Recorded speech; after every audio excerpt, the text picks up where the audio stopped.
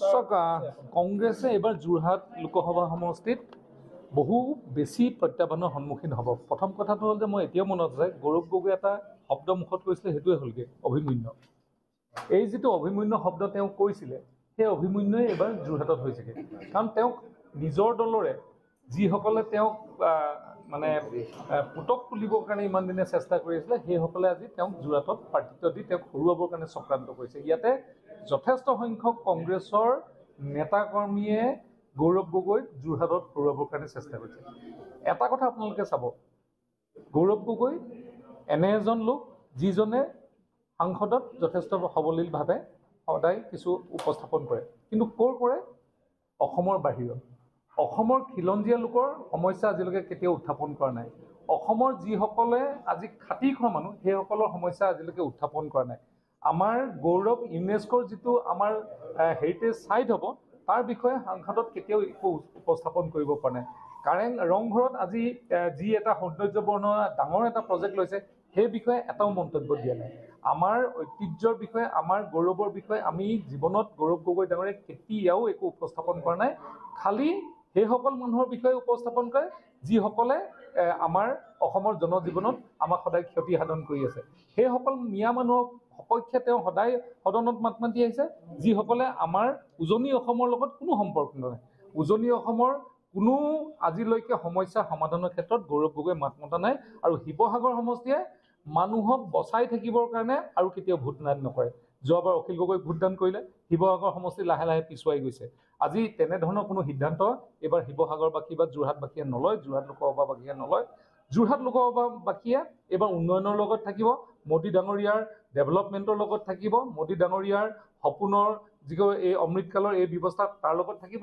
আৰু গৌৰৱ গগৈ নিশ্চিতভাৱে কমপক্ষেও 2 লাখ ভোটত এইবাৰ হাৰিব। যোৰহাট লোকসভাত যিহেতু দেখা পোৱা যায় যে গৌৰৱ গগৈৰ লগত এতিয়া কেম্পেইনিঙত থাকিবলৈ হ'লে গৌৰৱ গগৈয়ে হয় গুগল মেপ দি ঘূৰিব লাগিব, নহয় তেওঁ এনেধৰণৰ কোনোবা মানুহ ল'ব লাগিব যিজনে তেওঁক ৰাস্তা পদূলি দেখাই দিব পাৰে। কাৰণ লোকসভা মানে প্ৰায় 2000 বুথ।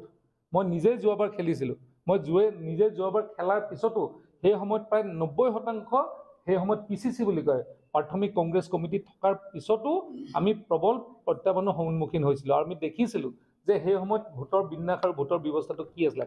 আজিৰ দিনত তাৰ প্ৰায় 60-70% সাংগঠনিকভাৱে দুৰ্বল হৈ গ'ল।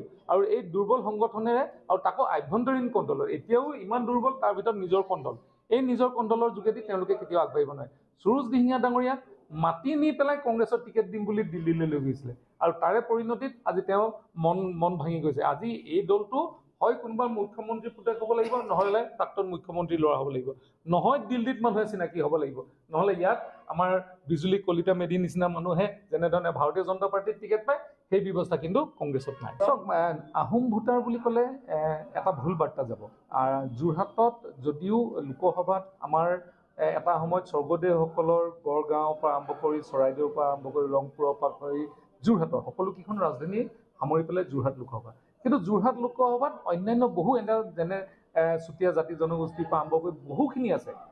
কোচ, চুতীয়া, যিমান আপোনালোকে নাম লয়, চাহ জনগোষ্ঠীয় লোকসকল, হিন্দীভাষী লোকসকল, বেংগলী সম্প্ৰদায়ৰ লোকসকল, মিচিং সম্প্ৰদায়ৰ লোকসকল, দেউৰী সম্প্ৰদায়ৰ লোকসকল, সোণোৱাল কছাৰীৰ পৰা আৰম্ভ কৰি বড়ো জনগোষ্ঠীও অকণমানকৈ আছে, আদি কৰি বিভিন্ন জাতি জনগোষ্ঠী আছে।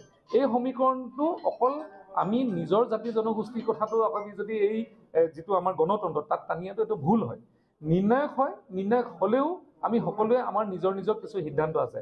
আজি আহোম জনগোষ্ঠী যদি গৌৰৱ গগৈ কংগ্ৰেছত আছে, আমিও তেনেধৰণে বিজেপিত আছোঁ, আৰু বিজেপিত থাকি আজি আহোমৰ হৈ কাম কৰা হৈছে।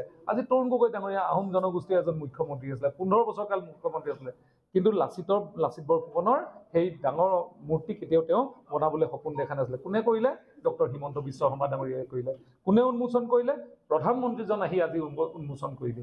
এই যিবিলাক কথা বতৰা, এইবিলাক এটা সংক্ষিপ্তৰে আজি যদি কওঁ সেইটো ভুল কোৱা হ'ব।